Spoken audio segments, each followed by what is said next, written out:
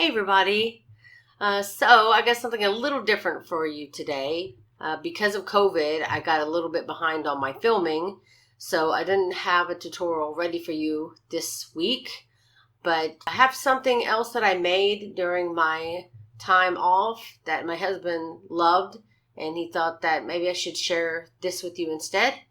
So I thought that was a great idea. So I took the flower granny squares that I made that does have a pattern and a tutorial, and I sewed those three together and created a table runner. And I used the same border that I did with the duo diamond crochet pattern, which also has a pattern and a tutorial.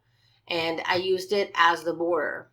So you'll still have access to pattern and tutorial for this project. It's just going to come from a couple of different sources, but I am happy that I can at least bring you some kind of idea or inspiration of something that maybe you can create. So I hope that you all are staying safe out there, and if you're sick with COVID or you know someone that's sick with COVID, make them a soup because I lived off that. Have a great day. Bye.